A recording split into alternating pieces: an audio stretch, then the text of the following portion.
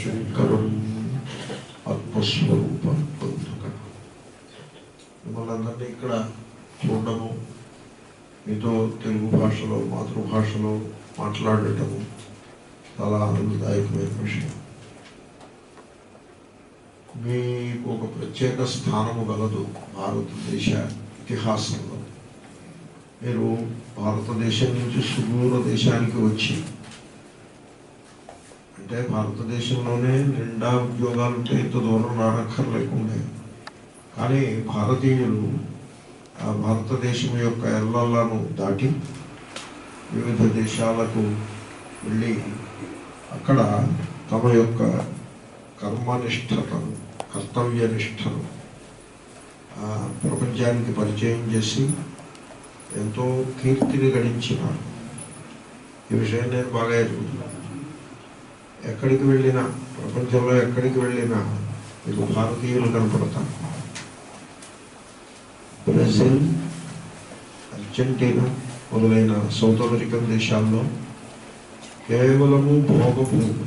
అక్కడ ఏదో వారానికి ఒకసారి ఏదో దేవుడికి దండం పెట్టడం, మిగిలిన సమయమునంతా కూడా ఇంద్రియ భోగములలో గడుపుట, ఆ విధంగా ఉంటుంది అక్కడ వాతావరణం. సమాజ జీవనము చాలా చిత్రంగా ఉంటుంది. నేను ఆశ్చర్యపోయేవాడిని. అలాంటి దేశములలో కూడా భారతీయులు ఉన్నారు. మొన్న నరేంద్ర మోడీ గారు అర్జెంటీనా బ్యూనస్ ఐరిస్కి వెళ్ళినప్పుడు అక్కడ భారతీయ సంతతికి చెందిన జనులందరూ కూడా యోగా ఫర్ పీస్ అనే ఒక పెద్ద కార్యక్రమాన్ని ఏర్పాటు చేశారు. ఆయన మోడీ గారు, మన ప్రధానమంత్రి గారు దాంట్లో పాల్గొన్నారు. అలాగే బ్రెజిల్లో కూడా ఎంతోమంది భారతీయులు ఉన్నారు. ఒకసారి నాకు ఆశ్చర్యం, పెనామా అనే ఒక దేశం కదా, పెనామా కెనాల్ అని మీరు దిగుంటారు. ప్రపంచ ప్రసిద్ధి చెందిన ఒక కాలువ, అటు పసిఫిక్ మహాసముద్రాన్ని ఇటు అట్లాంటిక్ మహాసముద్రంతో జతకూర్చే కాలువ. ఆ కాలువ తవ్విన చెరువులలో ఇంట్రడ్యూస్ చేశారు మన ఇండియన్ మసాలా టీ. తర్వాత సబ్వే అనే ఒక రెస్టారెంట్ ఉంది. వాళ్ళు వెజిటేరియన్ శాండ్విచ్ ఇంట్రడ్యూస్ చేశారు. భారతీయుల కారణంగా. సో ఈ విధంగా భారతదేశం యొక్క ప్రతిష్ట ప్రపంచమంతటా కూడా పాకుతున్నది. దానిలో భాగంగా మీరు కూడా భారతీయ సంతతికి చెందిన జనులు. మిమ్మల్ని చూస్తే భారతీయుడిగా నా హృదయము గర్వంతో నిండుతూ ఉంటుంది. ఎందుకంటే మీరు కష్టపడి చేయుట, కర్తవ్యనిష్ట, కర్మయోగం అన్నమాట. భగవద్గీతలో చెప్పిన కర్మయోగాన్ని జీవితంలో ఆచరణలోకి తెచ్చుకునే ప్రయత్నం. అంటే శ్రమకు ఓర్చి, ఎంతటి కష్టాన్నైనా సహించి, ఎన్ని ఆటంకములు ఒడుగుడుకులు వచ్చినా వాటినన్నిటినీ అధిగమించి నిలదొక్కుని ఒక భిన్నమైన దేశంలో, ఒక కొత్త దేశంలో, కొత్త సంస్కృతిలో నిలదొక్కుని తమ ఉనికిని చాటుకుని తమ కాయకష్టం ద్వారా, శరీర శ్రమ ద్వారా వాళ్ళ హృదయాలను జయించి ఆ విధంగా మీరు భారతదేశానికి ఒక గొప్ప ప్రతిష్టను సంపాదించి పెడుతున్నారు అన్నది ఏదో కొత్తగా నేను గొప్పగా చెప్పిన విషయమేం కాదు. ఇది బాగా ప్రసిద్ధి చెందిన విషయమే. మీరు మీ స్వంతానికి, కుటుంబానికి మాత్రమే కాకుండా భారతదేశానికి కూడా గొప్ప సేవని మీరు చేస్తూ ఉంటారు. ఎందుకంటే మీరు ఇక్కడ సేవ్ చేసిన ధనాన్ని భారతదేశానికి తీసుకువచ్చి అక్కడ సమాజంలో ఎకానమీ అభివృద్ధి అయ్యేటువంటి విధంగా చేస్తూ ఉంటారు. సో మిమ్మల్ని అందరినీ కలవడము, వ్యక్తిగతంగా కూడా ఇటువంటి కలిసి కొద్ది రోజులు సమయాన్ని గడపడము, మీతో కొన్ని మంచి విషయాలు ముచ్చటించటము, అది కూడా తెలుగు భాషలో మాట్లాడటము, ఇది ఎంతో ఆనందదాయకమైన విషయము. ఈ విధంగా ఈ లొకాలిటీలో ఒక హాల్లో ఒకటి పెట్టుకుని దానికి స్వాధ్యాయ అని పేరు పెట్టి, స్వాధ్యాయ అంటే వేదము, వేదాంతము మొదలైన గంభీరమైన ఆధ్యాత్మిక విషయములను అధ్యయనం చేసే స్థానము, సంస్థ, ఆ విధమైన పేరు పెట్టుకుని మీరు ఎంతో చక్కని కృషి చేస్తున్నందులకు నేను మిమ్మల్ని ఎంతయో అభినందిస్తూ ఉన్నాను. నాగేంద్రకి కొంచెం పెంచగలుగుతావమ్మా, నువ్వు మొహమాట పడ్డావేమో అనిపిస్తుంది నాకు. ఇంకేమీ వినలేదు, మ్యాక్సిమం అదే. సరే అయితే మంచిది, అనుకున్నాను అనుకోలేదో చేస్తుంటావు. బాగుంది, ఇప్పుడు బాగుంది.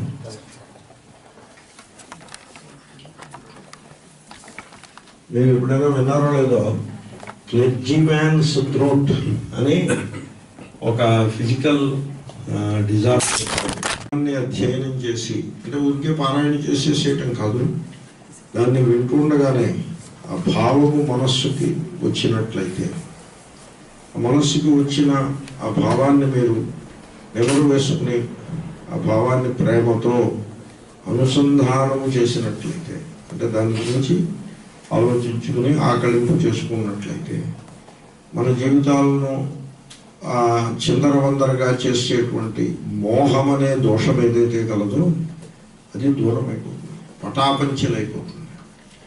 మోహము అనే మాట సంస్కృత పదము మోహ వైచిత్యే అనే ధాతువు నుంచి పుట్టినది.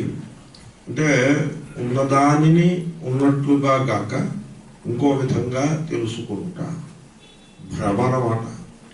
త్రాడు చూసి పావని అనుకుంటే దాన్ని ఏమంటారు? భ్రమ అని అంటారు. మోహమునకే మరో పేరు. దానివలన మనిషి చాలా కష్టపడతాడు. చూడండి, దీంట్లో మీకు రహస్యం ఉన్నది, మీరు గమనించారో లేదో, మనిషి సఫర్ అవుతూ ఉంటాడు, ఏవో కష్టపడుతూ ఉంటాడు, ఏవో అనేక దుఃఖాలను అనుభవిస్తూ ఉంటాడు. ప్రతివాడు కూడా, దీంట్లో తేడా ఏ ఉండదు, అందరూ సంసారులుగా ఉంటారు. ఒకప్పుడు కేవలము లౌకిక జీవనం గడిపే వాళ్ళు ఏవో దుఃఖాలను భయాలను అనుభవిస్తూ సతమతమవుతూ ఉంటారు. ఆ లౌకిక జీవనాన్ని ఒకంత కట్టడి చేసుకుని ఆధ్యాత్మిక జీవనంలోకి వచ్చి దేవుడు పూజలు తీర్థయాత్రలు ఇత్యాది కర్మకాండ చేసుకుంటూ గడుపుతూ ఉంటారు జనులు. వాళ్ళు కూడా కష్టపడుతూనే ఉంటారు. కొంత లౌకిక జీవనం కట్టడి చేసిన కారణంగా కొద్ది గొప్ప ఏదో దేవుడి పేరు చెప్పి కొంత పూజ ఇత్యాదులు చేసుకుంటూ తీర్థయాత్రలు అవి చేస్తూ దేవాలయాల చుట్టూ ప్రదక్షిణాలు చేస్తూ దేవుళ్ళను దర్శిస్తూ ఉన్నందుకు కొంత సంసారం బరువు తగ్గాలి. మీరు న్యాయానికి అందుకోసమే కదా అవన్నీ చేసేది. కానీ మీరు మన అనుభవం చూసుకుంటే బరువు ఏం తగ్గదు. నేను ఇలాగా కొంచెం కరాఖండిగా చెప్పినందుకు అన్యథా భావించప్పుడు, కేవలం లౌకికులు ఏ విధంగా సంసారంలో శోకము భయము అనే ఇబ్బందులను అనుభవిస్తూ ఉంటారో, ఈ కర్మకాండలో ఉపాసనలలో అనేక రకములైన ఉపాసనలు ఉన్నాయి హిందూ సమాజంలో. వీటన్నింటిలో తలముంకలయ్యే వాళ్ళు కూడా అలాగే ఉంటారు. వాళ్ళు ఏమీ కృతార్థులైనట్టుగా అనిపించదు. మీరు ఎప్పుడైనా వారు మనస్సు నొప్పి చెప్పినట్లయితే మీకు తెలుస్తూనే ఉంటుంది. ఎందువల్ల? కారణం ఏమై ఉంటుంది? మీరు ఈ ప్రశ్నను కొంచెం జాగ్రత్తగా ప్రశ్నను అర్థం చేసుకుంటే సరిపడుతుంది, సమాధానం దానంతటదే వస్తుంది. ధనము మన సమస్యలకు పరిష్కారం కావాలి, కానీ అవ్వదు. ధనాన్ని పోగేసినా కూడా సమస్యలు అలాగే ఉండిపోతాయి. సమస్యలు వివిధము: దుఃఖము, భయం, శోకము, భయం. భయము అంటే ఏదో దేవుణ్ణి చూసి చడుచుకున్నాడు అలాంటి భయం కాదు.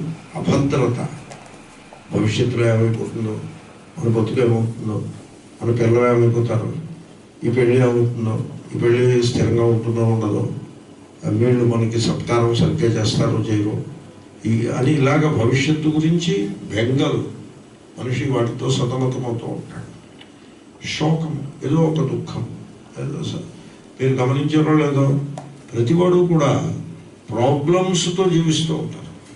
Life is full of problems. ఏవో ఆఫీస్లో ప్రాబ్లమ్స్, ఇంట్లో ప్రాబ్లమ్స్, భార్యతో ప్రాబ్లమ్స్, అయితే భర్తతో, పిల్లలతో సమస్యలు, ఆడపిల్లలతో ప్రాబ్లమ్స్, మగపిల్లలతో కూడా ప్రాబ్లమ్స్. ప్రతి వాళ్ళు ఏవో ప్రాబ్లమ్స్ తోటి సతమతమవుతూ ఉంటారు. డబ్బు ఈ ప్రాబ్లమ్స్కి పరిష్కారం అవుతుందని మనం ఆశపడతాము.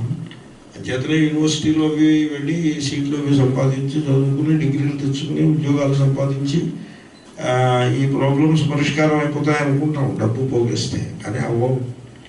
ఒకప్పుడు ఈ ప్రాబ్లమ్స్ పరిష్కారం కాకపోవడం మాట అలా వచ్చి ప్రాబ్లమ్స్ పెరుగుతాయి, మరింత ఎక్కువ అవుతాయి కూడా. ఇదొకటి చాలా విడ్డూరమైన విషయం. అంటే మనము దేని వలన జీవిత సమస్యలన్నీ దూరం అవుతాయని అనుకుంటామో ఆ ధనము జీవిత సమస్యలను దూరం చేయకపోగా మరి కొన్ని కొత్త సమస్యలను తెచ్చిపెడుతుంది. మీరు గమనించారా ఈ విషయాన్ని? ఇక భోగములు ఉన్నాయి, అంటే ఇంద్రియ భోగములు, అంటే మంచి ఖరీదైన భోజనం చేయడం, అలాగే ఇతర పానీయములు ఇత్యాదులు, ఇంకా ఇతర ఇంద్రియ భోగములు ఏవైతే కలవో వీటి వలన ఈ దుఃఖము భయము అనే సమస్యలు దూరం అవుతాయి అని కొంతమంది భ్రమపడతారు. చాలామంది భ్రమపడరు. ఎవరో కొద్దిమంది అటువంటి భ్రమకు కూడా లోనవుతూ ఉంటారు. చాలామంది ధనం వల్ల మన సమస్యలన్నీ పరిష్కారం అవుతాయని భ్రమపడతారు. వారి శాతం ఎక్కువ, సుమారు 90% జనులు అలా ఉంటారు. కొద్దిమంది 20%, 10%, 20-30% జనులు భోగముల వలన మన కష్టాలు గట్టెక్కుతాయని అని భ్రమపడి ఆ భోగాల వెంట పరుగులెత్తుతారు. భోగాలలో జీవిత సమస్యలు పరిష్కారం అవ్వడం అనే సమస్య అనే ప్రసక్తి లేనే లేదు. పైగా భోగే రోగ భయం, భోగములు పెరిగి కొలది రోగముల వలన కలిగే భయము పెరిగిపోతుంది. కాబట్టి భోగాలలో ఏమీ సొల్యూషన్ లేదు జీవితానికి. దీన్ని జీవిత సమస్య, మానవ జీవితము ఒక సమస్య, సమస్యల వలయము, ప్రాబ్లమ్స్తో నుండి ఉంటుంది. ప్రతివాడు దుఃఖంతో భయంతో జీవిస్తూ ఉంటాడు. దీనికి కారణం ఏమై ఉంటుంది అని నేను విచారం చేస్తూ ఉన్నాను. మీరు ఫాలో అవుతున్నారా? సో ధనము కారణము, దానికి పరిష్కారం కాదు. భోగములో అసలే పరిష్కారం కాదు. ఇంకా ఏం మిగిలింది? కర్మ ఉపాసన మిగిలింది. అవే కదా మిగులుతా. కర్మకాండ ఉపాసనాకాండ మిగిలింది. ఈ కర్మకాండ ఉపాసనాకాండ భారతీయ సమాజంలో, హిందూ ధర్మంలో చాలా విస్తారంగా ఉంటుంది. ప్రతి మతంలోనూ అలాగే ఉంటుందేమో. ప్రతి మతంలోనూ కర్మ ఉపాసన అనేవి చాలా జటిలముగా, కాంప్లెక్స్, చాలా ఎలాబరేట్గా ఉంటాయి. హిందూ మతంలో మరీ ఎక్కువగా ఉంటాయి. ఎన్నెన్నో దేవతల యొక్క ఉపాసన, ఎన్నెన్నో రకాల ఉపాసన. ఇంకా కర్మలు అయితే లెక్కలేనన్ని కర్మలు. తీర్థయాత్రల గురించి అసలు చెప్పనే ఉంటుంది. దక్షిణ దేశ తీర్థయాత్ర 10 రోజులు తిరిగి వస్తే మీరు ఉన్న తీర్థయాత్రలో 10వ వంతు కూడా మీరు టచ్ చేసినట్టు కాదు. ఇంకా నార్త్ ఇండియా తీర్థయాత్ర అలా మిగిలే ఉంటుంది. సో ఈ విధంగా ఎన్నెన్నో ఈ కర్మ ఉపాసన పద్ధతులు ఉన్నప్పటికీ మన మౌలికమైన జీవిత సమస్య పరిష్కారం అవ్వదు. జీవిత సమస్య అలా కొనసాగుతూనే ఉంటుంది. నేను కొంచెం మొహమాటం లేకుండా మాట్లాడుతున్నాను, కరాఖండిగా మాట్లాడుతున్నాను. బహుశా మీకు కొంచెం విడ్డూరం అనిపించవచ్చు, ఏమిటి ఇలా మాట్లాడుతున్నాడు అని అనిపించవచ్చు. అంటే నేను ఒక కేసుని బిల్డప్ చేసుకొస్తున్నాను. ధర్మార్థ కామ అనే 3 పురుషార్థములు గలవు. అంటే మనం ధనాన్ని సంపాదించటం అది అర్థము అంటారు, భోగములను అనుభవించుట కామము అంటారు, పూజాధికము చేసి ఈశ్వరు దేవతలను ప్రీతులను చేసి తద్వారా మన పబ్బాన్ని గడుపుకునే ప్రయత్నము చేయుట దానిని ధర్మము అంటారు. ఈ 3 పురుషార్థములలో మన జీవిత సమస్య హ్యూమన్ ప్రెడికమెంట్ అంటారు. అంటే ఒక సమస్యల వలయంలో జీవిస్తూ ఉండడం, వాటికి అలవాటు కూడా పడిపోతాం. ఒకప్పుడు ఈ సమస్యలు అప్పుడుగా అలవాటు పడినవాడు లాగా సమస్యల వలయానికి అలవాటు పడిపోయి అలాగే జీవించేస్తూ ఉంటాం. కొంత సుఖం, చాలా దుఃఖం, కొంత సుఖం, మళ్ళీ దుఃఖం, అలాగే దాంట్లోనే జీవించేస్తూ అలా ముందుకు వెళ్ళిపోతూ ఉంటాం. ఎందుకంటే ఈ సమస్యల వలయానికి మనకి పరిష్కారం దొరకదు. ఈ 3 కూడా దొరకదు. కారణం ఏమిటంటే మానవుని జీవితము ఇంత శోకమయమగుటకు ప్రధాన కారణమును మనం సరిగ్గా పట్టుకోలేకపోవడమే. ఇప్పుడు మీకు జీవితంలో దుఃఖం అనుభవానికి వచ్చిందనుకోండి, వెంటనే మీకు ఏమనిపిస్తుంది? ఎవడో ఫలానా వాడు నా దుఃఖమునకు కారణము అని అనిపిస్తుంది. దీన్ని the classical mother in law daughter in law syndrome అని అంటారు. మీరు విన్నారో లేదో? అత్తగారు ఏమనుకుంటుందంటే కోడల వల్ల నా జీవితం దుర్భరమైందని ఆవిడ అనుకుంటుంది. కోడలు ఏమనుకుంటుంది? అత్తగారి వలన నా జీవితము ఈ విధంగా చెడిపోయింది అని ఆవిడ అనుకుంటుంది. ఇద్దరు కలిసే జీవిస్తూ ఉంటారు, ఒకే ఇంట్లో జీవిస్తూ ఉంటారు. చిత్రం ఏంటంటే ఇద్దరు ఒకే మనిషిని ప్రేమిస్తారు. అత్తగారు తన కొడుకుని ప్రేమిస్తుంది, కోడలు తన భర్తను ప్రేమిస్తుంది. ఈ కొడుకే ఆ భర్త కదా. ఒకే వ్యక్తిని ప్రేమించే ఇద్దరు వ్యక్తులు వారి జీవితంలో ఉండే కష్టాలకి ఇతరులు పరస్పరము కారణమని అనుకుంటూ కష్టపడుతూ దుఃఖంతో జీవిస్తారు. అంటే ఈ దృష్టాంతం ఎందుకు చెప్పారంటే, మీకు జీవితంలో వచ్చిన కష్టానికి ఇంకొకళ్ళు కారణము, ఆఫీసులో బాస్ కారణము, లేకపోతే మన కింద పనిచేసేవాడు ఎవడో కారణము, అయితే నైబర్ కారణము అని ఈ విధంగా ఇతరుల కారణంగా మనం కష్టాలు పడుతున్నాము అని చాలామంది అనుకుంటారు. చాలా పొరపాటుది. అది సరైన హేతువు కాదు. అంటే మన జీవిత సమస్యకి డయాగ్నాసిస్ అంటారు, నిదానము. హేతువేమి అన్నది కరెక్ట్గా పట్టుకోవాలి. రోగ నిదానము ఉండాలి కదా. ఏదైనా అనారోగ్యం చేసినట్లయితే దానికి డయాగ్నాసిస్ కరెక్ట్గా ఉండాలి. ఒక రకమైన ఇన్ఫెక్షన్కి ఆ యాంటీబయాటిక్ వాడాలి. ఇన్ఫెక్షన్ ఒకటినో యాంటీబయాటిక్ మరొకటి అయితే ఆ వ్యాధికి పరిష్కారం ఉండదు. అలాగే ఈ మానవ జీవిత సమస్యకు పరిష్కారము సరిగ్గా మీరు ఆ హేతువుని పట్టుకోవాలి. ఆ నిదానము సరిగ్గా డయాగ్నాసిస్ సరిగ్గా చేసినట్లయితే చక్కగా పరిష్కారం లభిస్తుంది. ఇతరులు తండ్రి అనుకుంటాడు కొడుకు వల్ల నా జీవితము దుర్భరమైంది అనుకుంటాడు. కొడుకు అలాగే సమస్య పడుతూ ఉంటాడు. తండ్రి నా జీవితాన్ని కష్టపెట్టుకున్నాడు అని అనుకుంటాడు. భార్యాభర్తలు కూడా అలా అనుకునే సందర్భాలు లేకపోలేదు, ఉంటాయి. సో ఈ విధంగా ఇతరుల కారణంగా నేను కష్టపడుతున్నాను అని మనిషి అనుకుంటాడు. చాలా తప్పది. దానికి పరిష్కారం ఉండదు. మానవీయ సంబంధాలు చెడిపోతూ ఉంటాయి తప్ప మన సమస్యల వలయానికి పరిష్కారం దొరకదు. ఎందుకంటే అది కరెక్ట్ డయాగ్నోసిస్ కాదు. చాలామంది ఈ అనేక విశ్వాసముల యొక్క వలయంలో చిక్కుకుని ఉంటారు. వాళ్ళు ఏమనుకుంటారంటే గ్రహముల కారణంగా నా జీవితం చెడిపోయింది అనుకుంటారు.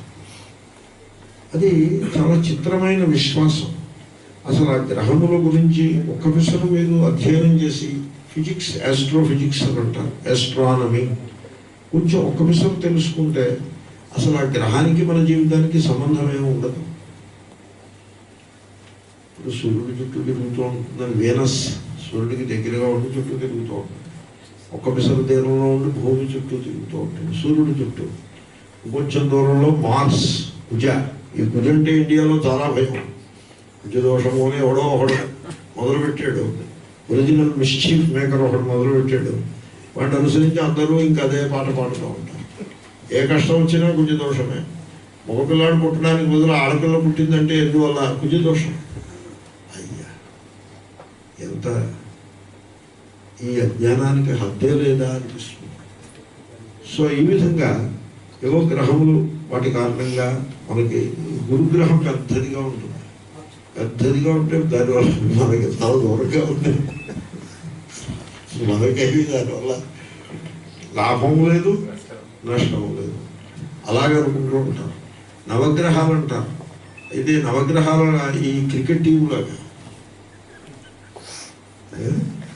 అయితే ఈ క్రికెట్ టీంలో కొన్ని గ్రహాలే కావు, చంద్రుడిని పెట్టారు. చంద్రుడి గ్రహమే కాదు, భూమి గ్రహం. దీన్ని పెట్టనే లేదు. ఏదో తెందూల్కర్ లేకుండా క్రికెట్ మ్యాచ్ పెట్టినట్టుగా. సో ఈ విధంగా చాలా గడబిడగా ఉంటుంది, చాలా కల్తీగా ఉంటుంది. ఏమి సైంటిఫిక్గా ఉండదు, రేషనల్గా ఉండదు. ఆ గ్రహముల కారణంగా మనం జీవితం కఠినం పడింది అనుకుని వాటి వెంటపడి వాటికి పూజలు చేస్తూ ఏవో చేస్తూ ఏదో చేస్తూ ఉంటాం. దేవుడు శివుడు అక్కడ ఉంటే ఆ శివుడు వీలుబెట్టి ఇక్కడ నవగ్రహాలు చుట్టూ ప్రదక్షిణం చేస్తూ ఉంటాడు. శివుడు అక్కర్లేదు. కాళహస్తి వెళ్తే శివుడి దగ్గర ఎవడో ఉండడు. శివుడి దగ్గర పూజారి నా ప్రారంభం వల్ల ఇక్కడ ఉన్నానని కూడా పెట్టుబడతాం. బయట నవగ్రహాల దగ్గర పూజారులు బాగా బిజీగా ఉంటారు, ఎందుకంటే భక్తులందరూ అక్కడే ఉంటారు. ఇది ఒక ఘోరమైన మిస్ఇన్ఫర్మేషన్. అలా సమాజంలో అలాగా వైల్డ్ గ్రాస్ లాగా పెరిగిపోయి జనాలు దాంట్లో పడి కొట్టు పిట్లాడుతూ ఉంటారు. నేను కొంచెం మాటలు లేకుండా కళాఖండిగా చెప్పాను, మీరు అన్యథా భావించకూడదు. గ్రహముల వల్ల గ్రహములు వాటి వల్ల ఉంటాయి. పూజ స్వామిజీ అనేవారు, అదే దాని busy going round and round తీసాను, why should they disturb you. తర్వాత ప్రపంచంలో 7 బిలియన్ జనులు ఉన్నారు, వాళ్ళందరినీ వదిలిపెట్టేసి కేవలం భారతీయుల్ని, అందులో సౌత్ ఇండియన్స్ని, అందులో తమిళనాడు వాళ్ళనే పట్టుకుని పిలుస్తూ ఉంటాయి. It is not like that. నువ్వైతే చైనా వాళ్ళని ఎందుకు పీడించావు? కాబట్టి అది నిదానము కాదు. నిదానం అంటే డయాగ్నోసిస్. మన సమస్యలకి అది నిదానము కాదు. నక్షత్రములు అసలే కాదు. మీకు అసలు నక్షత్రాల గురించి మీకు ఏం తెలుసో ఏం తెలియదో నేను ఎరుగను. నక్షత్రాలు చాలా దూరంలో ఉంటాయి. సూర్యుడు కూడా నక్షత్రమే. సూర్యుడు గ్రహం కాదు. ఎవడైనా నమ్మిపోతాడు సూర్యుడు గ్రహం అంటే. సూర్యుడు గ్రహం కాదండి బాబు. ఇప్పుడు నన్ను క్రికెట్ టీంలో పెట్టినట్లుంటుంది సూర్యుడు గ్రహం అంటే. సూర్యుడు గ్రహం కాదు. ఎవడైనా నవ్విపోతుంది. మీరు పిల్లలు స్కూల్కి వెళ్ళి చదువుతున్నారు కదా, 7వ తరగతి కొన్నాడిని అడగండి, ఎరా ఇలా అని పిలిచి 8వ తరగతి పిల్లవాడిని, ఎరా సూర్యుడు ఏమిటి అని అడగండి. నక్షత్రము అని చెప్తారు. మీరు కూడా చదువుకుంటారు, 10వ తరగతి చదివినప్పుడు ఆ మాత్రం చదువుకుంటారు. సూర్యుడు నక్షత్రము, భూమి గ్రహము, ఈ మాత్రం కూడా. కాబట్టి నక్షత్రాలు మిమ్మల్ని ఏమీ ఇబ్బంది పెట్టవు. సూర్యుడు నక్షత్రం, ఆయన మనకి ప్రకాశాన్ని ఇస్తాడు, వేడిని ఇస్తాడు, పొగలు రాత్రిని ఏర్పాటు చేస్తాడు తప్ప మనల్ని పనికట్టుకుని ఎందుకు ఇబ్బంది పెడతాడండి? అలా ఏమి ఉండదు. అయితే మరి అన్నింటినీ డిస్మిస్ చేసి పారేశాము. ఇంకా ఏది మన మన సమస్యలకి నిదానం ఏది? డయాగ్నాసిస్. ఏదో చెప్పమంటారా? No you are ready. నేను కేసు బిల్డ్ చేశాను, జాగ్రత్తగా కేసు బిల్డప్ చేసుకుంటూ వచ్చాను. ఇవేమీ నిదానము కాదు. What it single cause of all suffering in life. జీవితంలో మనం పొందే కష్టాలన్నిటికీ ఒకే ఒక కారణము. అది పట్టుకోగలిగితే అన్ని కష్టాల నుంచి మనం బయటపడుకోవడానికి దారి సుగమం అవుతుంది. అదేమిటో తెలుసిన? మోహము. అది కారణం. మోహము ఇంగ్లీష్లో డెల్యూషన్ అంటారు. తెలుగులో అనాల్సి వస్తే తెలుగులో ఏమనాలి? తెలివి తక్కువదనము అనాలి. ఇంకంతకంటే ఏమనుకుంటారు? తెలివి తక్కువదనము. తెలుగులో ఒక సామెత ఉంటుంది ఎక్కువ. తెలుగు సామెత చెప్పడానికి ధైర్యం చేస్తున్నాను, ఎందుకంటే మీరు అందరూ తెలుగు వచ్చిన వారు కనుక. ఎవరికి పుట్టిన బిడ్డరా వెక్కి వెక్కి ఏడుస్తోంది అని ఎప్పుడైనా విన్నారా? అలాంటి సామెత. మన బతుకులు అలా ఉన్నాయి. కారణం ఏంటంటే అనేక సమస్యల వలయంలో చిక్కుకుని మనం కష్టపడుతూ ఉంటాం. కేవలము మోహమే దీనికి కారణం. మోహం, తెలివి తక్కువతనం, ఒకదాన్ని చూచి మరి ఒకటి అని భ్రమపడుట, అదే కారణం. అంతకంటే వేరే ఏమీ కారణం కాదు. అదే కారణం, మోహము. ఆ మోహమును అర్థం చేసుకుని దానిని పటాపంచలు చేయగలిగిన స్తోత్రము మోహముద్గారము. అది భజగోవింద స్తోత్రం. దాంట్లో మొదటి శ్లోకం అన్నాను నిన్న, ఈవేళ 2వ శ్లోకము అన్నాను. మూఢజహీహి ధనాగమ తృష్ణాం పురుషబుద్ధిం మనసి వితృష్ణాం యల్లభసే నిజ కర్మోపాప్తం విత్తం తేన వినోదయ చిత్తం.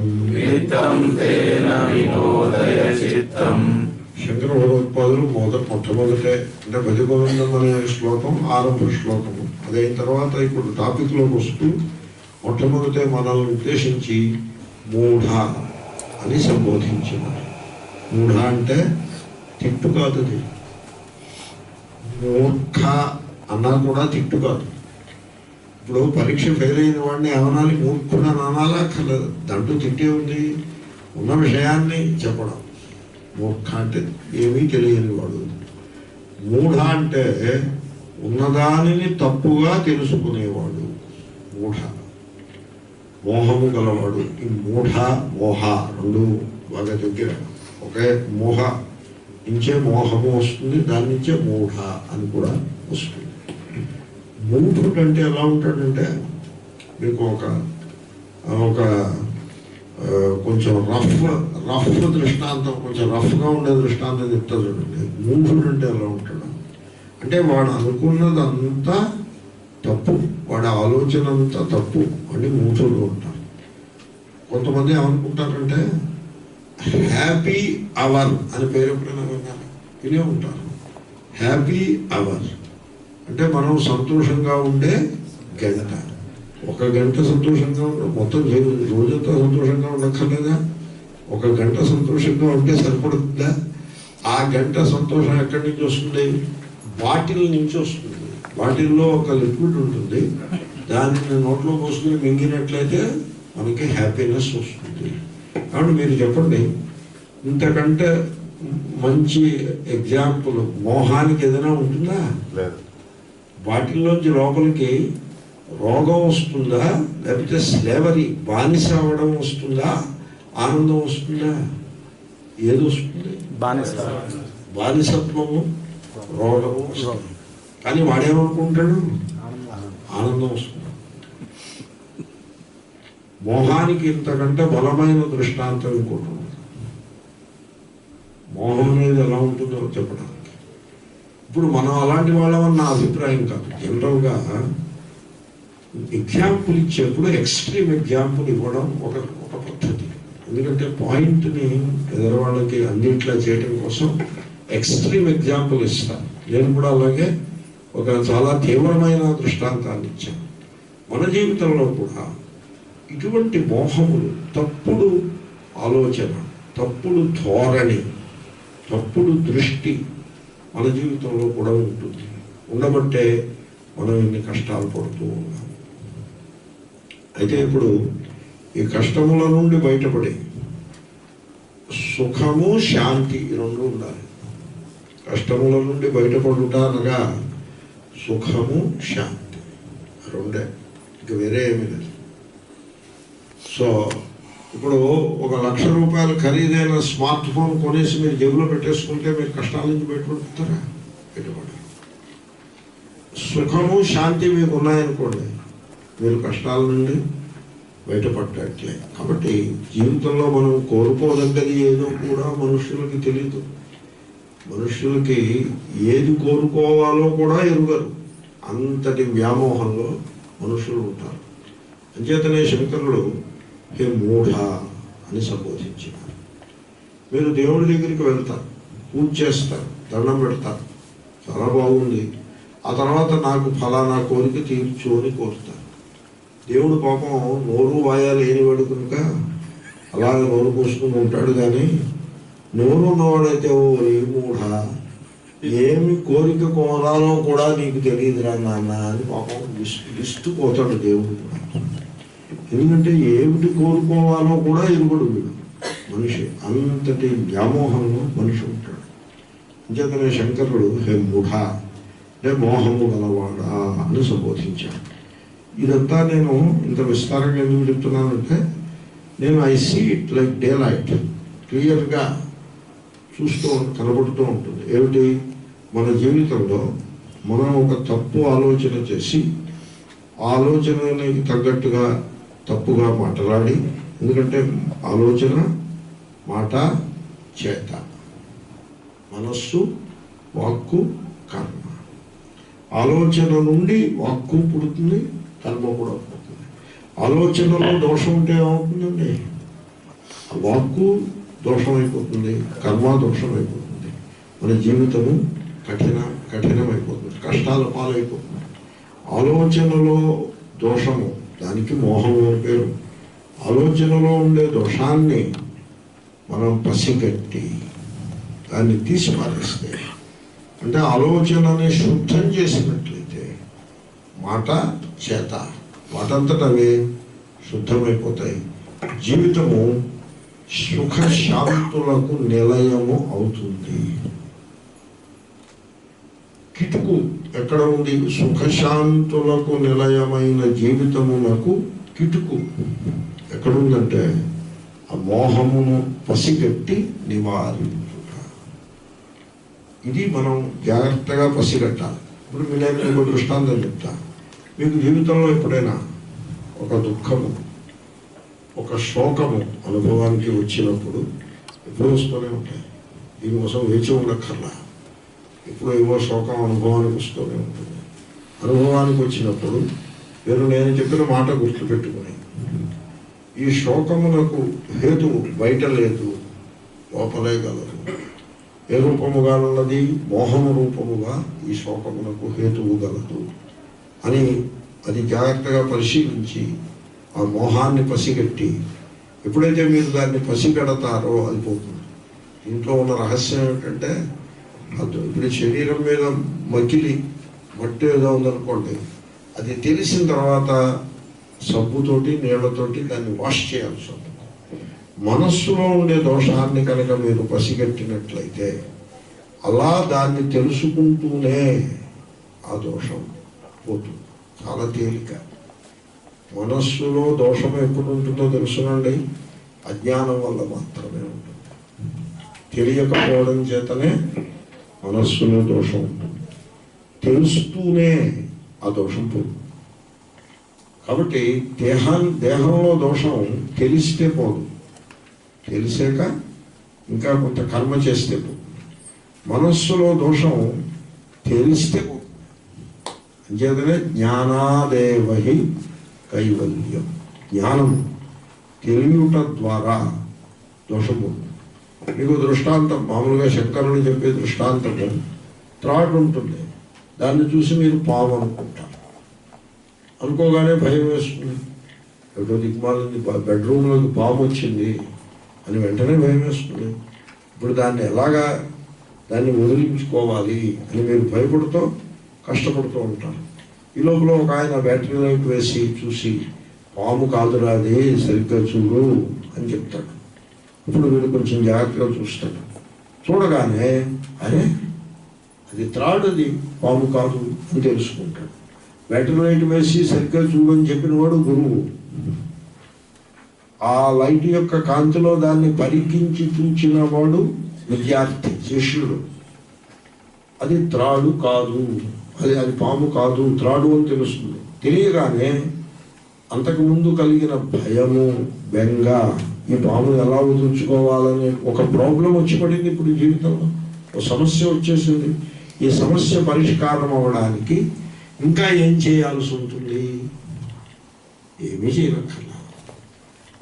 అది పాము కాదు, త్రాడు అని తెలుస్తూనే ఆ భయము, ఆ సమస్య అన్నీ కూడా పరిష్కారం అయిపోయి మీ మనస్సుకి శాంతి, ఊరట లభిస్తుంది. చూసారా, మోహము ఎంత కష్టాన్ని కలిగిస్తుందో. మోహము తొలగిపోతూనే సుఖశాంతులు మీ స్వంతము అవుతాయి. ఈ డైరెక్షన్లో మీరు ప్రయత్నం చేయాలి.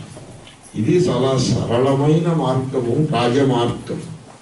మోహము వలన శోకము, భయము కలుగును. జ్ఞానము వలన మోహము తొలగిపోతూనే శోక భయములు దూరమై సుఖశాంతులు నెలకొను. చాలా సరళమైన మార్గము, రాజమార్గం. అయితే మనుష్యులకు సరళమైన మార్గము నచ్చదు. ఇప్పుడు త్రాడుని పామని భయపడుతూ ఉంటాడండి. వాడికి ఇప్పుడు నేను చెప్పిన మార్గం వాడికి నచ్చదు. వాడిని పిలిచి, నీకు నేను పాము మంత్రం చెప్తాను, అది జపించుకో, నీకు పాము భయం తొలగిపోతుంది అని చెప్తే వాడు అది పట్టుకుని జపిస్తూ కూర్చుంటాడు. పాము మంత్రాన్ని జపించడంలో తప్పేం లేదు, మంత్రాన్ని జపిస్తే మంచిదే. కానీ అక్కడ పాము ఉంటేగా, పాము లేనప్పుడు పాము మంత్రాన్ని జపించే ఉపయోగం ఏమిటి? సో కుజ దోషమనో ఏదో పాము దోషమనో అలా పెట్టుకుంటాడు తప్ప, భారతీయులు, హిందువులు పాముకి భయపడేట్లాగా కండిషన్ అయి ఉంటారు. చిన్నప్పటి నుంచి మన కండిషనింగ్ ఎలా ఉంటుందంటే పాముకి భయపడడానికి మనం కండిషన్ అయి ఉంటాం. మీరు ఆలోచించండి. సో కాబట్టి ఇది మోహము ఇలా ఉంటుంది. మోహము మన జీవితములను అంత లోతుగా శాసిస్తూ ఉంటుంది. అంచేతనే శంకరులు మూఢ అని సంబోధించారు. కాబట్టి మనలో ఉన్న మోహమును మనము గుర్తుపట్టవలేము. నెంబర్ 1. ఆయన ఏమంటారంటే జహీహి ధనాగమ తృష్ణ. మొదటి శ్లోకంలో అర్థము అంటే ధనముపై వ్యామోహము అనే ఇష్యూని ఆయన అడ్రస్ చేసుకున్నారు. మనిషి ఏమనుకుంటాడంటే ధనమును ఇబ్బడి ముబ్బడిగా సంపాదించినట్లయితే మన జీవిత సమస్యలన్నీ పరిష్కారం అవుతాయి అని అనుకుంటాడు. అందుకోసం ధనం ఇంకా బాగా రావాలి అని ఒక తృష్ణని కలిగి ఉంటాడు. తృష్ణ అంటే పేరాస లేదా దురాశ కలిగి ఉంటాడు. ఇది అనుకుని ఇది మా చిన్నప్పుడు ఉండేది కాదు, ఈ వెర్రి వేలం వెర్రి ఇప్పుడు మొదలైంది. ఎవరో తెలుసున్నది అక్షయ తృతీయ బంగారము. ఈ గాడుపు గాడుపట్టి గాలి, ఈ గాలి తమిళనాడు నుంచి వచ్చిందని చెప్పారు. నాకు ఈ ఒరిజినల్ మిస్చీఫ్ మేకర్ తమిళనాడులో ఒకటి ఎవడో మొదలుపెట్టాడు, అక్కడి నుంచి వచ్చింది. ముఖ్యంగా ఈ బంగారం వర్తకులు దీన్ని బాగా ప్రమోట్ చేసుకుంటున్నారు. అక్షయ తృతీయ వచ్చింది, వస్తుంది. అక్షయ తృతీయ అంటే ఏదో ఒక తదియ, ప్రతి నెల ఓ తది ఉంటుంది. ఒక తదియని పట్టుకుని అక్షయ తృతీయ అని వీడే పెట్టిన పేరు. ఆ తది వచ్చి మీతో చెప్పింది నేను అక్షయ తృతీయని. ఎవడో ఒరిజినల్ మిస్చీఫ్ మేకర్ ఒకడు ఉంటాడు, వాడు పెడతాడు పేరు. దీన్ని అక్షయ తృతీయ అంటాడు. అక్షయం అంటే ఏమిటి? నశించకుండా ఉండేది. ఆ తృతీయ అంటే తదియ నశిస్తుందా నశించకుండా ఉంటుందా? నశిస్తుంది. అది 24 గంటలు కాకుండా పోతుంది కదండి. అది పోయి చవి వస్తుంది. ఇంకా అక్షయం ఏమైంది అంటే అదే అక్షయం కాదండి. ఆవేళ బంగారం కొనుక్కుంటే అదే అక్షయం అవుతుంది. అక్షయ తృతీయ నాడు వెళ్ళి 10 తులాల బంగారం కొనుక్కు తెచ్చుకుంటే అది అక్షయంగా ఉంటుందా? బంగారం అక్షయంగా ఉంటుందా? బంగారం అక్షయమా, ఆత్మ అక్షయమా? ఇంతకంటే వ్యామోహం ఏదైనా ఉంటుందా? కాబట్టి అక్షయ తృతీయ వస్తుంది, మీరు డబ్బులు సిద్ధం చేయండి, బంగారం కొని తెచ్చేసుకోవాలి. ఇలాగంటి వ్యామోహము, ధనాగమ తృష్ణ. మీకు ఎప్పుడైనా ఒకటి గమనించారా అంటే జనులలో ఈ విశ్వాసములు ఏ విధంగా వస్తాయి? దురాశని బట్టి విశ్వాసములు పుట్టుకొస్తాయి. ఇప్పుడు సరే చాలా దృష్టాంతాలు చెప్పాను. కాబట్టి ధనాగమ తృష్ణ, డబ్బేదో రావాలి అనే ఒక దురాశను పెట్టుకుని ఉన్నట్లయితే ఆ కారణంగా నీవు చాలా దుఃఖాన్ని అనుభవిస్తావు. కాబట్టి ఈ దురాశను విడిచిపెట్టుకు. డబ్బు గురించి సరైన అండర్స్టాండింగ్ ఉండాలి. ఎకనామిక్స్ అని ఒక సబ్జెక్ట్ ఉంది, కామర్స్ కాదు. కామర్స్ వేరు, ఎకనామిక్స్ వేరు. కామర్స్ అంటే డబ్బు సంపాదించడం, ఖర్చు పెట్టడం, ఆ గోల. ఎకనామిక్స్ అంటే మనిషి జీవితము, ధనము, వాటి మధ్య ఉండే సంబంధము, దాన్ని సైంటిఫిక్గా విశ్లేషణ చేసేటువంటి శాస్త్రం. Economics is the science. అంచేతనే మీకు కామర్స్కి నోబెల్ ప్రైజ్ ఉండదు, ఎకనామిక్స్కి నోబెల్ ప్రైజ్ ఉంటుంది. ఆ మనిషికి ధనానికి మధ్య ఉండేటువంటి సంబంధాన్ని చాలా సైంటిఫిక్గా దాంట్లో ఎకనామిక్స్లో విశ్లేషణ చేస్తారు. ఎకనామిక్స్లో ఏమని చెప్తారంటే, మీరు కొంచెం దాన్ని అధ్యయనం చేస్తే తెలుస్తుంది. వాళ్ళు ఏమని చెప్తారంటే ధనమునకు విలువ మీరు ఖర్చు పెట్టినప్పుడు మాత్రమే ఉంటుంది, ఇంకెప్పుడు ఉండదు. దాని మీద రాస్తారు కూడా, I here by promise 100 rupees అని కింద గవర్నర్ సంతకం ఉంటుంది. అది మీరు తీసుకువెళ్ళి ఎదురు వాళ్ళకి ఇచ్చినప్పుడు వాడు 100 రూపాయల విలువైన వస్తువు మీకు ఇస్తాడు. That is the promise. That is the promise. దీన్ని మీరు ఒక బిందులో పెట్టి ఆ బిందుకి సీల్ వేసి నేలలో పాతి పెడితే 100 రూపాయల కాగితాన్ని, దాని విలువ ఎంతో తెలుసునా? 0. ఖర్చు పెట్టినప్పుడే దానికి విలువ. మీకు నేను దృష్టాంతం చెప్తా. మీరు ఏదో పర్సనల్ చెప్పారని అనుకోకండి, ఊరికే అవుట్ ఆఫ్ ఓ పాయింట్ నేను చెప్పడం కోసం చెప్తున్నాను. నేను ఒకసారి అమెరికాలో మన్హాటన్ అనే ఒక ప్లేస్ ఉంది, మీకు తెలిసే ఉంటుంది. మన్హాటన్ వెళ్ళా.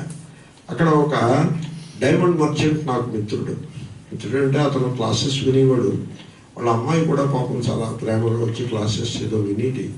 వాళ్ళకి ఆ క్లాసెస్లో ఏదో మనస్సుకి కొంత ఊరట కలిగినట్లున్నది, పరిష్కారం ఏదో కలిగినట్లున్నది. దాంతో నా యొక్క కొంత ప్రేమను చూపించి ఆయన నన్ను ఒకసారి నేను వాళ్ళ షాప్కి వెళ్ళా. Diamond merchant మన్హాటన్లో. ఇండియన్స్ అంటే సామాన్యులు అనుకుంటున్నారా ఏమి? ఎక్కడెక్కడికో వెళ్ళి వ్యాపారం చేస్తాను. ఇండియన్స్ వ్యాపారం చేయని చోటు లేదు. చంద్రమండలానికి అమెరికన్ వెళ్తే అక్కడ ఛాయ్ షాప్ ఓపెన్ చేసాడు మన వాళ్ళది ఒక కథ ఏదో ఉంటుంది. ఆ రకంగా మార్చికి వెళ్ళబోతున్నారు. ఇప్పుడు అక్కడ కూడా మన మిత్రుడు ఎవడో ఏదో షాప్ ఏదో ఉండే ఉంటుంది పాటికి. ఎనివే, సో డైమండ్ మర్చెంట్ చాలా పెద్ద famous. So I was very pleasantly surprised. Big shop, jewellery and diamonds. Swamiji, I will give you $100,000 అన్నాడు.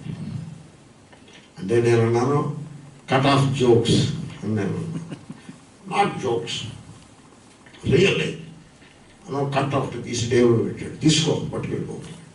నేనన్నాను, నేనేం చేసుకుంటాను $100,000, నువ్వేంటి పెట్టుకో, ఎందుకంటే నీకు వ్యాపారం చేయడానికి ఉపయోగపడుతుంది, నాకు $5 ఇవ్వమని అడిగాడు. అంటే నీకు 100,000 అక్కర్లేదు, మరి 5 మాత్రం ఎందుకని అడిగాడు. పక్కనే స్టార్ బక్స్ ఉంది, I want to have a cup of coffee, అందుకోసం $5. నీ దగ్గర ఏదో తీసుకోకపోతే నువ్వు మనస్సు చెలబుచ్చుకుంటావు. నువ్వు ఇచ్చిన $5తో నేను ఒక కప్పు కాఫీ తాగేసి నా దారిని నేను పోతాను. సో డబ్బు అంటే అలా ఉంటుంది. డబ్బు యొక్క విలువ అంతే. అంతకు మించి డబ్బు యొక్క దాన్ని ఎలా ఎక్స్ప్లెయిన్ చేయాలో నాకు అర్థం కాదు. నేను మీకు దృష్టాంతం చెప్పాను. డబ్బుకి అంతకంటే ఎక్కువ విలువ లేదు. ఆ విషయాన్ని మీరు కనుక తెలుసుకున్నట్లయితే మీకు ఫ్రీడమ్ వచ్చేస్తుంది. మీరు సంపాదించి డబ్బు సంపాదిస్తూనే ఉంటారు, ఉండండి కూడా. నేను సంపాదించడం మానేయమని నేను చెప్పట్లేదు. కానీ డబ్బు వల్ల సుఖం అనేది ఉండదు. పైసాతో కుచ్ భీ నహీ హై, పైసాతో కుచ్ భీ నహీ హై. జీవితంలో డబ్బు ప్రధానము కానే కాదు. డబ్బు యొక్క విలువ ఇంత మాత్రమే. ఒక కప్పు కాఫీ తాగడానికి పనికొస్తుంది. ఏదైనా ఇంట్లో ఏదైనా ఒక పని చేయాల్సి వస్తే దానికి ఉపయోగపడుతుంది. ఈ విధంగా కొన్ని మౌలికమైన వనరులను సమకూర్చుకుని, మౌలికమైన వసతులను ఏర్పాటు చేసుకుని ఒక సరళమైన జీవన విధానానికి డబ్బు ఆవశ్యకము, అంతే. అంతకు మించి డబ్బుకు జీవితంలో విలువ లేదు.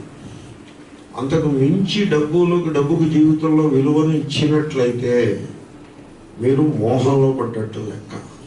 ఆ మోహము మిమ్మల్ని 3 చెరువులు నీరు అనేదో అంటారుగా, 3 చెరువులు ఏదో అలాగే చేస్తుంది. Something like that it will do. కాబట్టి ఓరి మానవుడా, నువ్వు తెలివి తెచ్చుకో. తెలివి తక్కువ ధనంలోనే బతికేయద్దు. మూఢ ధనాగమ తృష్ణాం జహీహి. ధనం విషయంలో ఒక ప్రాగ్మాటిక్ అప్రోచ్ ఉండాలి. ప్రాక్టికల్గా ఉండాలి. మీ జేబులో ఉన్న పర్సు తీసుకుని రోడ్డు మీద పారేయమని నా అభిప్రాయం కాదు. లేకపోతే ఉన్న డబ్బంతా ఎవరికో ఇచ్చేసి ఉన్నాడు అక్కడ క్యూలో నిలబడి వాళ్ళు ఏదో ఇచ్చేదానికోసం నిలబడమని నా అభిప్రాయం కూడా కాదు. మీ ధనాన్ని మీరు భద్రం చేసుకోండి. కొంతమంది ఏమని చెప్తారంటే ధనము చాలా చెడ్డది, కాబట్టి మీరందరూ మీ ధనాన్ని ఇక్కడ పెట్టండి అని అంటారు. నేను అలా అంటలేదు. మీ ధనాన్ని మీరు భద్రం చేసుకోండి. సో కానీ ధనం విషయంలో నేను I don't know how to explain it. మీరు అర్థం చేసుకోండి. ధనం యొక్క విలువ ఏమిటి అన్నది మీరు గుర్తించండి. ఇప్పుడు భార్య ఏదైనా ఒక వస్తువు కావాలని కోరింది అనుకోండి, దానికి కొంత ధనం ఖర్చు. ఆమె మనస్సు సంతోషపడము, ధనము ఖర్చు అవ్వడము, 2 ఇష్యూస్ ఉన్నాయి ఇక్కడ. దీంట్లో ధనము ఖర్చు కాకుండా దాచుకోవడం మంచిదా, ఆమె మనస్సు సంతోషపడడం మంచిదా మీరు ఆలోచించుకోవాలి. ఆలోచించుకుంటే ధనము ఖర్చు అవడమే మంచిది, ఆమె మనస్సు సంతోషపడడమే మంచిది. ఈ ధనాన్ని దాచిపెట్టడము అక్కర్లేదు అని స్పష్టంగా తెలుస్తూనే ఉంటుంది. జీవితంలో సుఖశాంతులు వెల్లువిరుస్తాయి అనడంలో ఆ సందేహం ఏమీ లేదు. అయితే మీరు ఇలా చెప్తున్నారు, ఇంకా పొదుపు లేకుండా ఈ రోడ్డు మీద పడేమని అలానే ఏం చెప్పట్లేదు. మీరు ప్రాక్టికల్గా ఉండాల్సి ఉంటుంది. కానీ ధనము యొక్క విలువను సరిగ్గా గుర్తించి, ధనము ఉన్నది దానం భోగో నాశ తిస్రో గతయో భవంతి విత్తస్య అని భర్తృహరి సుభాషితం. ధనమునకు 3 ఎవెన్యూస్ ఉంటాయి. 3 రకాలుగా ధనము దాని మూమెంట్ ఉంటుంది. ఏమిటవి? దానము, ఎవరికైనా ఇస్తారు. ఇవ్వడం అంటే ఇప్పుడు వీధిలో వాళ్ళకే ఇవ్వక్కర్లా, ఇంట్లో వాళ్ళకు కూడా మీరు సంపాదించిన ధనాన్ని ఇవ్వాలి కదా. మరి నేను ఇవ్వను, నీకు ఎంత ఖర్చు అవుతుందో చెప్పు అని అలాగా బిగపట్టు కూర్చుంటే, సో తెలుగులో ఒక మొరటు సామెత కలదు. గడ్డి మోపుకు కాపలా కాసే శునకము వలె మనము ధనమునకు కాపలా కాయరాదు. ఓకే, కాబట్టి ధనములు ఇంట్లో వాళ్ళకి ఇవ్వాలి, వాళ్ళు అడిగినప్పుడు ఇవ్వాలి. అయితే పిల్లలకి ధనాన్ని అధికంగా ఇచ్చి వాళ్ళ జీవితాన్ని పాడు చేయకూడదు. మీకు తెలుసో తెలీదో, ప్రపంచంలో కల్లా పెద్ద ధనవంతుడు మెక్సికోలో ఉన్నాడు. ఆయన పేరు గుర్తు రావట్లేదు. నేను మెక్సికో వెళ్ళినప్పుడు ఆయన ఏర్పాటు చేసిన మ్యూజియం అది చూశాను మెక్సికో సిటీలో. ఆయన ప్రపంచంలో కల్లా ధనవంతుడు, పేరు గుర్తు రావట్లేదు, అలా మంచివాడు. ఆయన ఒక జర్నలిస్ట్ అడిగాడు, మీ అబ్బాయి, వాళ్ళ అబ్బాయి హై స్కూల్లో చదువుతున్నాడు, మీ అబ్బాయికి పాకెట్ మనీ ఎంత ఇస్తారని అడిగారు. అడిగితే అతను అన్నాడు $2 ఇస్తాను, మెక్సికన్ డాలర్స్. అంటే అదేమిటి, మీరు కోటీశ్వరులు కదా, $1000 ఇవ్వచ్చు కదా అని జర్నలిస్ట్ అడిగాడు. అడిగితే ఆయన చెప్పాడు, ఇవ్వచ్చు, నా దగ్గర ఉంది, కానీ వాడి జీవితం నాశనం అవుతుంది అని చెప్పాడు. కాబట్టి ధనాన్ని ఇచ్చేప్పుడు, ఆ పిల్లలకి ఇచ్చేప్పుడు మీరు అధికంగా ఇచ్చారనుకోండి, వాళ్ళేమో దుర్వ్యసనములకు బానిసలు అయిపోతారు. మీరు పిల్లలకి మంచి ఖరీదైన స్మార్ట్ ఫోన్ కొని చేతిలో పెట్టారనుకోండి, వాడిని చెడగొట్టడానికి ఇంకా అంతకంటే వేరే ఉపాయం ఏమీ ఉండదు. కాబట్టి ఇచ్చేప్పుడు మీరు ప్రాగ్మాటిక్గా, అంటే ప్రాక్టికల్, హేతుబద్ధంగా ధనం ఇవ్వాల్సి ఉంటుంది. అదే భార్య ఉందనుకోండి, జీవిత భాగస్వామిని అయిన భార్యకి ధనం ఇవ్వడంలో వెనుకాడినట్లయితే ఆ డబ్బు మూట కట్టుకుని ఏం చేయాలి? అసలు నన్ను అడిగితే మొత్తం ధనం అంతా ఆమె చేతుల్లోనే పెట్టేసి నువ్వే దీన్ని వ్యవహారం చెయ్యి. చాలామంది అలాగే చేస్తారు. నేనేదో కొత్తగా సలహా చెప్తున్నది ఏమీ కాదు, చాలామంది అలా చేస్తారు. అలా చేసి వాళ్ళు చాలా తెలివైన పని చేస్తున్నట్టు లెక్క. కాబట్టి ధనం విషయంలో కొంతమంది లోభంగా ఉంటారు. ధనము ఇవ్వరు, దానం ఇంట్లో వాళ్ళకి ఇవ్వాలి, వీధిలో వాళ్ళకు కూడా ఇవ్వాలి. పేద సాధనకు ఎంతో కొంత ధనాన్ని ఇవ్వాలి. ఇంకా ఆలోచించకుండా, ముందు వెనుకలు చూసుకోకుండా ఇచ్చేసి రోడ్డు మీద పడమని నేను చెప్పట్లేదు. మీకున్నటువంటి శక్తికి మించకుండా దానము, భోగము, ఇంట్లో వాళ్ళకి ఇచ్చి చక్కగా కులాసాగా జీవించటము, ఈ రెండు మీరు చేయలేదనుకోండి, ఆ ధనం ఏమవుతుంది? నాశ. కట్టేయండి అమ్మా, ఫోన్ కట్టేయండి. ఇప్పటికే వాయిస్కి కొంచెం ఇబ్బంది అవుతుంది. సైలెంట్గా ఉంటే ఎప్పుడెక్కడ మాట్లాడకపో.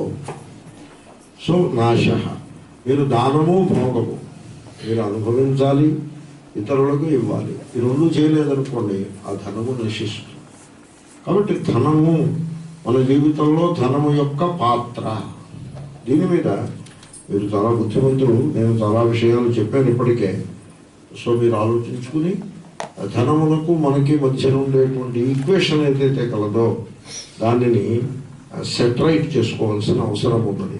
మీరు ఆ పని చేసినట్లయితే మీ జీవితం సుఖశాంతులతో నిండిపోతుంది. ఇది చేయకుండా ఇంకా ఎక్కువ డబ్బు వచ్చే ఉపాయం ఏమి? అక్షయ తృతీయ లేకపోతే మరొకట, ఇలాంటి అర్థం లేని విశ్వాసాల వెంట పరుగులు తీస్తే మీ జీవితానికి ధనం వచ్చినా సుఖశాంతులు ఉండవు, రాకున్నా సుఖశాంతులు ఉండవు. కాబట్టి ఆ విషయాన్ని చూడాలి. కురు సద్బుద్ధిం మనసి వితృష్ణ. మీ మనస్సులో ధనమునందలి వ్యామోహం అనే దోషము ఉండరాదు. మనస్సులో ఉండే ఆ వ్యామోహాన్ని మీరు తీసి పారవేయండి. మనస్సులో సద్బుద్ధిని అంటే మంచి తలంపును ప్రవేశపెట్టుడు. ఏమిటా మంచి తలంపు? సద్బుద్ధి అంటే వితృష్ణ అంటే ఆశ లేకుండుట. ధనముపై ఆశ లేకుండుట. ధనం ఇలా వస్తుంది, అలా వెళ్తూ ఉంటుంది. ఓ గాలిలో ధనం వస్తుంది, ఇంకో గాలిలో ధనం పోతూ ఉంటుంది. మనం అలాగా నిమిత్త మాత్రంగా ఉండిపోతాం. కష్టపడి పనిచేస్తాం, ధనం కోసం పని చేయకూడదు. ఒక డ్యూటీ కోసం పని చేస్తాం. మనం చేసి పని వలన ఇతరులకు సేవ, ఇతరులకు హితము మంచి కలుగుతుంది, అందుకోసం పని చేస్తాం. ధనం దానంతటా వస్తుంది. వచ్చిన దాన్ని సద్వినియోగం చేస్తాం. సద్వినియోగం అంటే ఏమిటి? ఇంట్లో వాళ్ళకి కావాల్సిన సౌకర్యాలు చేస్తాము, ఇతరులకు ఇచ్చేది ఏమైనా ఉంటే ఇస్తాము, పెద్దలకి చేసి సేవ ధనం ఉన్నట్లయితే చేస్తాము. కొంత ధనాన్ని భవిష్యత్తుకు దాచుకోవడం కూడా సద్వినియోగంలో భాగమే. ప్రాక్టికల్గా ఉండాలి. ఓకే. ప్రధానంగా ధనాన్ని సంపాదించేప్పుడు, ఖర్చు పెట్టేప్పుడు, దాచిపెట్టేప్పుడు ఆశ, దురాశతో ఈ మూడు పనులు చేసినట్లయితే మనిషి దుఃఖభాజనుడు అయిపోతాడు. దానికి భిన్నంగా ధనాన్ని సంపాదించేప్పుడు, ఖర్చు పెట్టేప్పుడు, దాచిపెట్టేప్పుడు ఆశ లేకుండగా ప్రేమతో సంపాదించేప్పుడు ప్రేమతో సంపాదిస్తాను. అందరినీ ప్రేమిస్తూ ధనాన్ని సంపాదిస్తాను కష్టపడి పనిచేసి. ఖర్చు పెట్టేప్పుడు అందరినీ ప్రేమిస్తూ ఖర్చు పెడతాను. దాచిపెట్టుకునేది కూడా మన మీద ఆధారపడిన వాళ్ళని ప్రేమిస్తూ అందరి యొక్క క్షేమము కొరకు దాచిపెడతాను. కాబట్టి ఆశతో ధనముతో వ్యవహరించినట్లయితే దుఃఖము, ప్రేమతో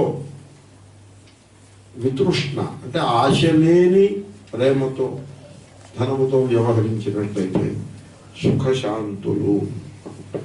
తర్వాత మనకి ఎంత ధనము ఉండవలేదు. దీని విషయంలో ఒక మూమెంట్ ఉంటుంది మనస్సులో, ఒక మూమెంట్. దాన్ని అసూయ అని అంటారు తెలుగులో. సంస్కృతంలో అయితే ఈర్ష్య అని అంటారు, జెలసీ. నేను దీని మీద కొంత విచారము, నా మనస్సులో నేనే కొంత పరిశీలన చేశాను. ధనము గలవాళ్ళను చూసినట్లయితే నాకెప్పుడూ ఈర్ష్య కలగలేదు. ఎందుకంటే ధనవంతులు సుఖంగా ఉండలేరు. నేను లక్షాధికారులను చూశాను. ఈ రోజుల్లో లక్ష అంటే పెద్ద విలువేమీ కాదు. కోటీశ్వరులను చూశాను, బహుకోటీశ్వరులను కూడా చూశాను. ఎంతో సంపన్నులను నేను చూశాను. వాళ్ళతోటి చాలా క్లోజ్గా మెలగినాను కూడా. నాకు ఒక సంగతి అర్థమైంది. ఈ విషయాన్నే స్వామి రామతీర్థ మొదలైన మహాత్ములు చెప్పారు. ధనవంతుడు, రిచ్ మ్యాన్ సుఖంగా ఉండలేడు. మనం అనవసరంగా అసూయపడుతున్నాం. ధనవంతుడు చూసి మీరు అసూయపడ్డారంటే అనవసరంగా అసూయపడుతున్నారు. అసూయ కాదు పడాల్సింది, జాలి పడాలి.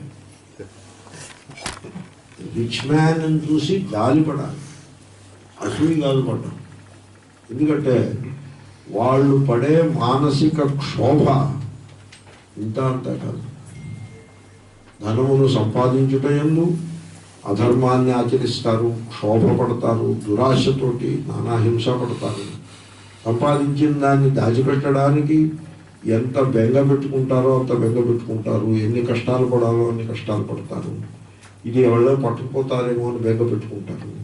ముఖ్యంగా ధనవంతుని యొక్క ఆఖరి జీవితము అంటే ఆఖరి 10 సంవత్సరాలు తాను సంపాదించిన డబ్బు తన తరువాతి వాళ్ళు ఎలా పంచుకుంటారో అని చెప్పేసి ఆ బెంగలో పడి వాళ్ళలో వాళ్ళు కొట్లాడుకుంటుంటే ఏమీ చెయ్యలేక మిల్లుని ఇటు తిప్పాడు అటు తిప్పిటు మార్పులు చేర్పులు చేస్తూ అదే బెంగతో మరణిస్తాడు మనిషి.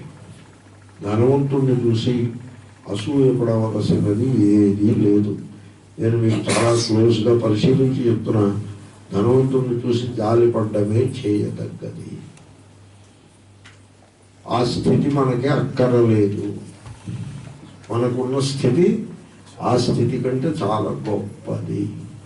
ఈ సత్యాన్ని మీరు కనుక మనస్సుకు తెచ్చుకోగలిగారా, ఇప్పుడు ఇక్కడ కూర్చుని ఉండగా, నేను నా ప్రయత్నం అయితే నేను చేస్తున్నాను, అది కనుక మీ మనస్సులో నేను ప్రవేశపెట్టగలిగితే అదే క్షణంలో మీకు ఫ్రీడమ్ వచ్చేస్తుంది. ఒక పెద్ద బరువు తల నుంచి దింపినట్లయితే.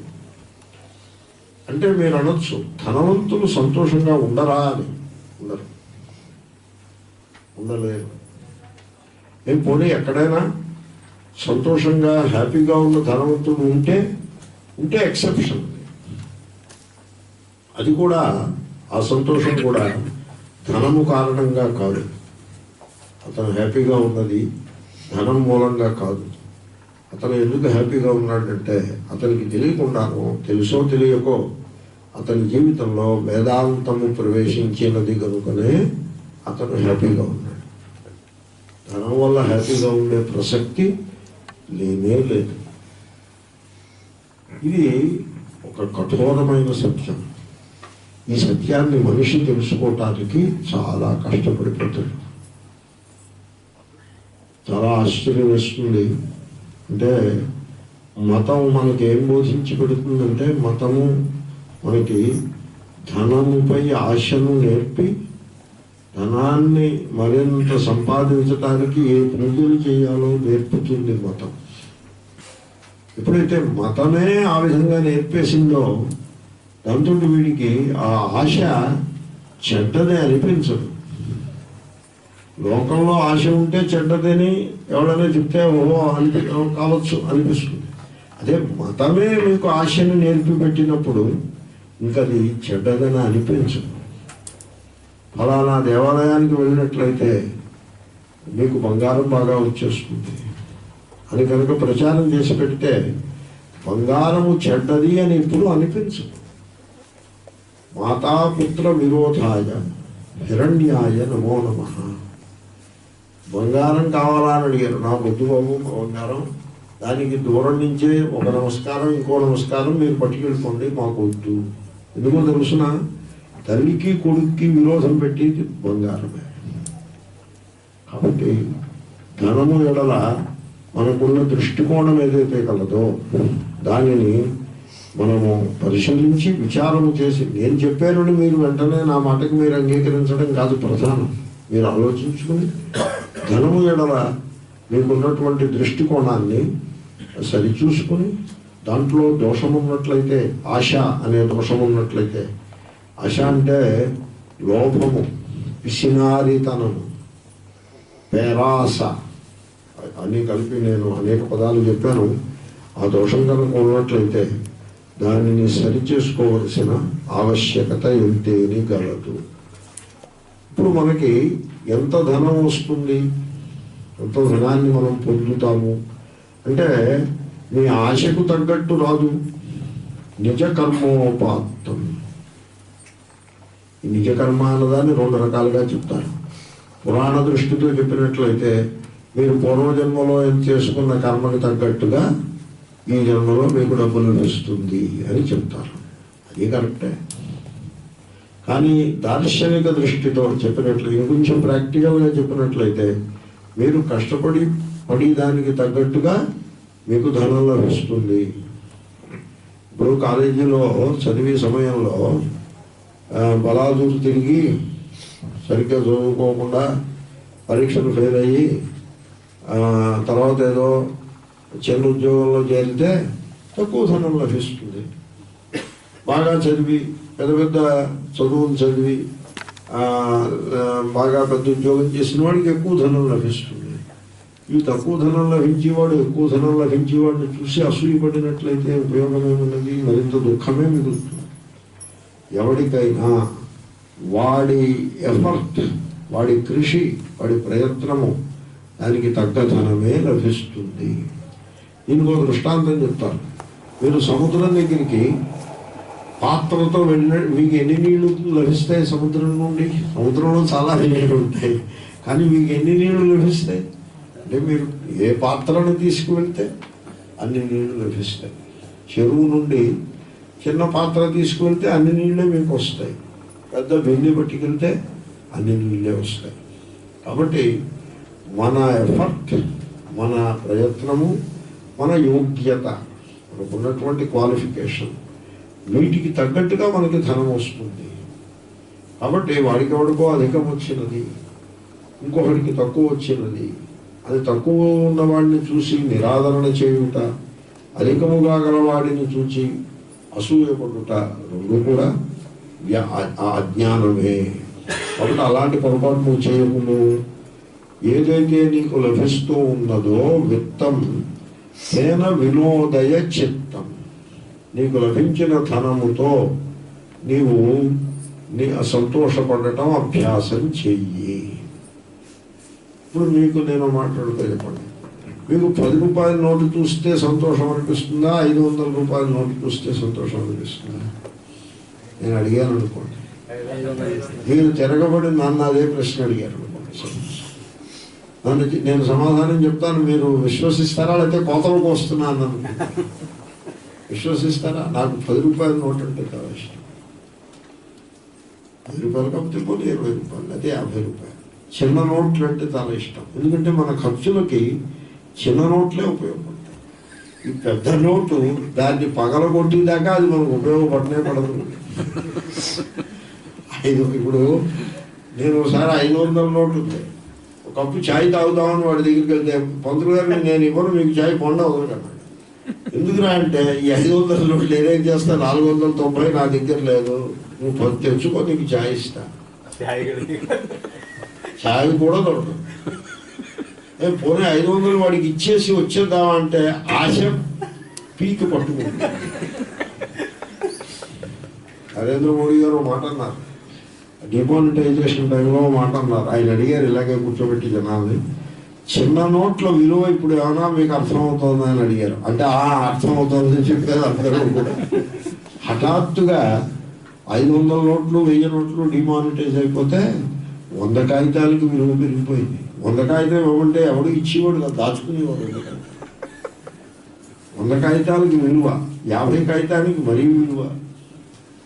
కాబట్టి విత్తం తేన వినోదయ చిత్తం, మనకి ఎంత ధనము మన వద్ద ఉన్నదో, ఎంత ధనము మనకి లభించి ఉన్నదో, దానికోసం ఇతరులను తిట్టి, మరొకళ్ళను తిట్టి, దేవుణ్ణి తిట్టి అలా చేయకుండా సంతోషంగా మనకి లభించిన దాన్ని తృప్తి, సంతోషము, సంతోషం అంటే కంటెంట్మెంట్ అంటారు ఇంగ్లీష్లో.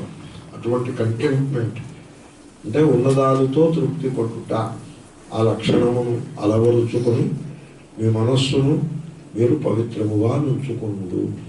మీరు ఈ లక్షణాలను, ఈ శ్లోకాన్ని గుర్తు చేసుకుని దీంట్లో ఉండే భావాన్ని కనుక మనస్సుకు తెచ్చుకున్నట్లయితే మీరు ఆల్రెడీ మీరు సంపాదించుకుంటున్నారు, మీరే కష్టపడుతున్నారు, మీరే సంపాదించుకుంటున్నారు, మీరే ఖర్చు పెట్టుకుంటున్నారు, మీరే దాచుకుంటున్నారు, అన్నీ బాగానే నడుస్తూ ఉంటాయి. ఏది చెడిపోదు, చెడిపోనక్కర్లేదు కూడా, అన్నీ సక్రమంగా నడుస్తూ ఉంటాయి.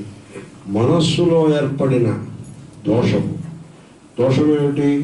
ఉన్నది చాలదే అనే ఆశ, ధనము ఎడల ఒక పేరాస, లోభము, ఆ కారణంగా కుటుంబంలో సభ్యులతోటి విరోధము, తర్వాత అన్నదమ్ములు ఎందుకు కొట్లాడుకుంటారు? ఆస్తిపాస్తుల కోసం. దేనికోసం కొట్లాడుకుంటారంటే చిన్న అమౌంట్ కోసం కొట్లాడుకుంటారు. ఒకసారి 2 అన్నదమ్ములు కొట్లాడుకుంటున్నారు, నేను చూసే ఏమిటి అలా కొట్లాడుకుంటారు, ఒకే తల్లి బిడ్డలు అవి ఉండేవి, అలా కొట్లాడుకుంటారేమిటి అంటే, ఒక ఆయన అన్నాడు 10,000 రూపాయలకి తేడా వచ్చింది, నువ్వు ఇస్తావా అని అడిగాడు. మీరిద్దరూ కొట్లాడడం మానేసి ప్రేమగా ఉంటానని ప్రతిజ్ఞ చేస్తే నేను 10,000 ఇచ్చేస్తాను. నిజంగా, ఐ మీన్ ఇట్.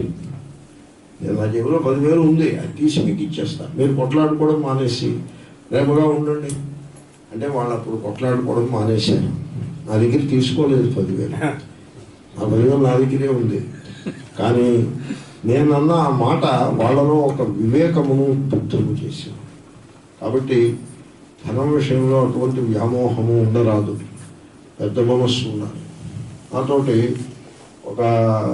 ఒక ఆయన నేను శాన్ ఫ్రాన్సిస్కో వెళ్ళినప్పుడు నాకు చెప్పారు. ఈ దృష్టాంతం నేను తరచుగా చెప్తూ ఉంటాను సందర్భం వచ్చినప్పుడు.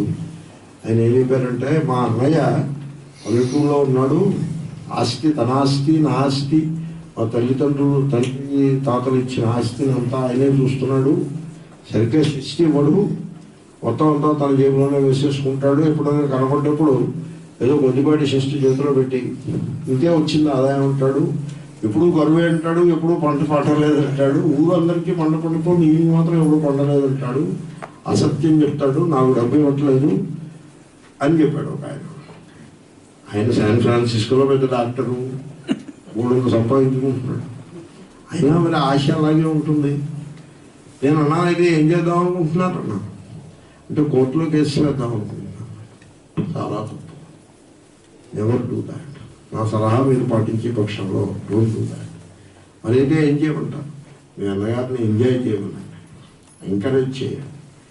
మీకు ఇస్తున్న మిగిలింది మీకు ఇస్తున్నారు కదా, అది కూడా ఆయన చేతిలో పెట్టేసి, అన్నయ్య ఇది కూడా నువ్వే తీసుకుని ఎంజాయ్ చేయి అని చెప్పండి. మీరు తక్కువ సంపాదిస్తున్నారా? మీరు సంపాదిస్తున్నది మీకు చాలు, మీకు లభిస్తున్న దాంతో సంతోషంగా ఉండడం నేర్చుకోండి. మీ అన్నయ్య గారు సిగ్గుపడి ఇట్లా మీరు చేయండి. అలాగే అన్నయ్య నువ్వు నాకు శిస్తి ఇచ్చింది ఏమిట్రా, నాకు నేను తిన్నాను నువ్వు తిన్నావు ఒకటే, నువ్వే అట్టి పెట్టుకోమ్మా అని అంటే ఆయన సిగ్గుపడతాడు. అలా చేయండి అంతే తప్ప కోర్టుకు వెళ్ళడం అనే పొరపాటు ఎన్నడూ చేయవద్దు. ధనముపై అటువంటి ఆశ ఉండరాదు అని నేను మనవి చేశాను. ఆయన నా సలహాన్ని పాటించారు. కాబట్టి మీరు పెద్ద మనస్సుతో ధనం విషయంలో అందరినీ, మీకు ధనం విషయంలో మీకు ఎవరైనా అన్యాయం చేసినట్లయితే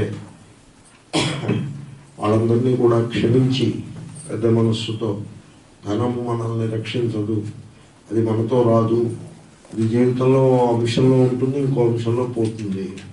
మనం వచ్చేప్పుడు ఉత్తి చేతులతో వచ్చాము, వెళ్ళేప్పుడు కూడా ఉత్తి చేతులతోటే వెళ్ళిపోతాము అనే ఒక వేదాంత దృష్టి, వైరాగ్య దృష్టిని కలిగి మీ జీవితములను సుఖశాంతులతో నింపుకొనగలరు అని నేను ఈశ్వరుని ప్రార్థిస్తూ ఒక ఈ శ్లోకాన్ని ఒక్కసారి అనమని మీతో మనం చేస్తూ ఉన్నాను. మూఢజహీ ధనాగమతృష్ణాం కురు సద్బుద్ధిం మనసి వితృష్ణాం యల్లభసే నిజ కర్మోపాత్తం యుక్తం తేన వినోదయ చిత్తం. ఓం పూర్ణమదః పూర్ణముదచ్యతే పూర్ణస్య పూర్ణమాదాయ పూర్ణమేవావశిష్యతే. ఓం శాంతి శాంతి శాంతి.